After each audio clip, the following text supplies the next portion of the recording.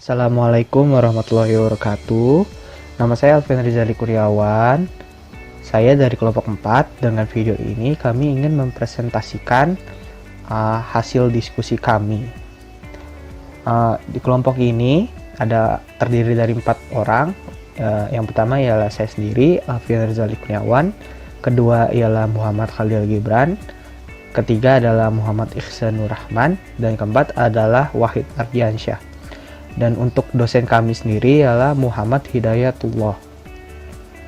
Oke, materi kami ialah pengukuran sudut dan ulir. Kita masuk saja. Yang pertama ialah pengukuran sudut langsung. Apa sih itu pengukuran sudut langsung? Pengukuran sudut langsung adalah sebuah metode pengukuran sudut secara langsung menggunakan beberapa alat yang langsung menunjukkan hasil ukuran sudutnya. Jadi apa aja sih alatnya? Yang pertama itu ada bevel protractor. Bevel protractor adalah sebuah alat ukur yang digunakan dalam pengukuran sudut di antara dua permukaan suatu benda ukur dengan tingkat ketelitian lebih kecil daripada 1 derajat, yaitu dengan ketelitian mencapai 5 menit. Oke. Gimana sih cara baca skala di bevel protractor ini? Berikut caranya. Pertama, baca ukuran yang tertera pada skala utama dapat dilihat di gambar kanan. Yang kedua, kemudian baca ukuran yang ditunjukkan pada skala Nonius dapat dilihat pada gambar sebelah kanan. Yang ketiga, jumlahkan hasil pembacaan ukuran pada skala utama dan skala Nonius. Maka Anda mendapatkan ukuran skalanya. Oke, mungkin segini saja dari saya. Next slide selanjutnya akan dibacakan oleh teman saya. Terima kasih. Assalamualaikum warahmatullahi wabarakatuh. Nama saya Muhammad Iksan. Saya akan melanjutkan teman saya pada slide 8. Profile projector. Profile projector merupakan alat yang bisa digunakan untuk melakukan pengukuran panjang dan sudut dari suatu benda yang akan sangat susah apabila diukur menggunakan alat ukur panjang atau sudut konvensional. Cara menggunakannya adalah benda uji diletakkan pada bidang uji. Kedua, cahaya proyektor dinyalakan untuk mendapatkan bayangan benda uji pada display lensa proyektor.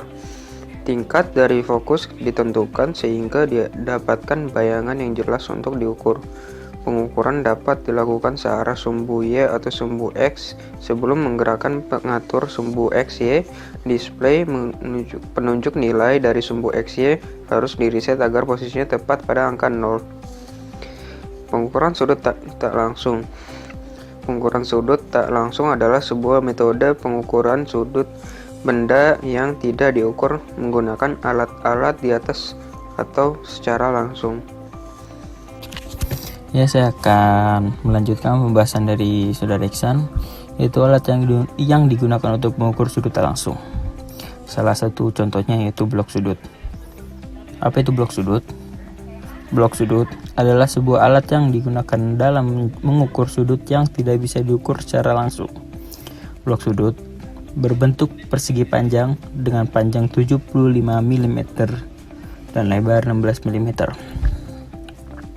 Cara menggunakannya yaitu dengan susun plat-plat sudut pada sebuah sudut hingga rata dengan permukaannya. Bila masih ada celah, berarti sudut benda ukur belum sama dengan sudut susunan blok sudut. Seperti masih ada celah pada sudut tersebut gitu. Atau juga bisa dicek dengan jam ukur. Itu adalah cara menggunakan blok sudut. Lalu kita membahas metrologi ulir.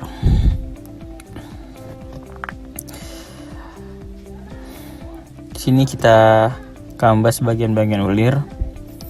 Yang pertama ada pitch. Itu jarak puncak ulir ke puncak ulir lain yang berada di sebelahnya dalam satu putaran. Lalu ada dimensi mayor, atau diameter luar adalah diameter terbesar dari ulir. Lalu ada diameter pit atau diameter tusuk, yaitu diameter semu yang letaknya di antara diameter luar dan diameter inti. Lalu ada diameter minor, itu diameter inti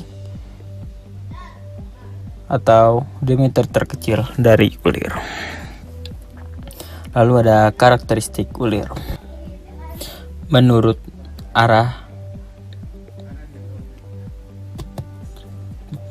pergerakannya, ulir dapat dibagi menjadi dua macam, yaitu ulir kanan dan ulir kiri.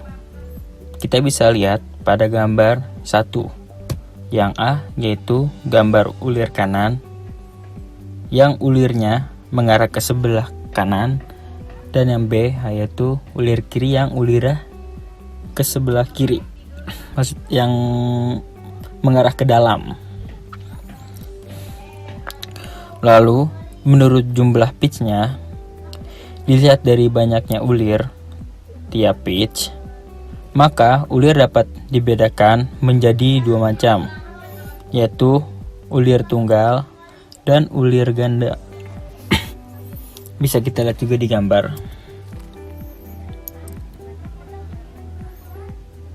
Lalu yang ketiga adalah menurut bentuk.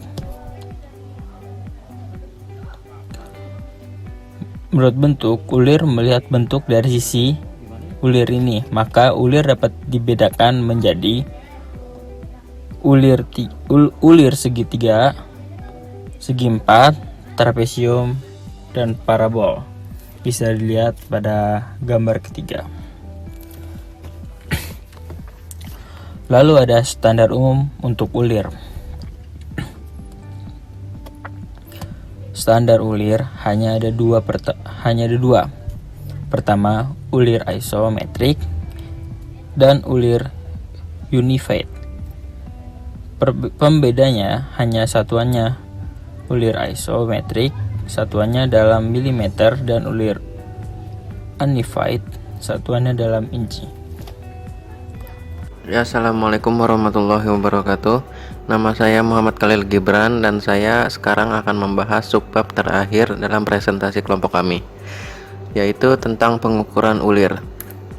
Yang pertama ada diameter mayor. Untuk mengukur diameter mayor pada ulir, kita bisa menggunakan beberapa pengukuran seperti jangka sorong, mikrometer maupun mikrometer pena ataupun alat ukur lainnya. Yang kedua ada diameter minor. Untuk mengukur diameter minor pada ulir, kita bisa menggunakan beberapa alat khusus pengukuran seperti mikrometer ulir seperti pada gambar di samping. Yang ketiga ada pengukuran sudut dan pitch menggunakan mal ulir.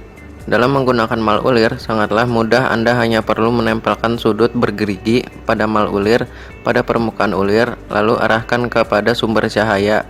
Semakin sedikit cahaya yang timbul, maka semakin baik hasilnya. Itulah presentasi dari kelompok kami.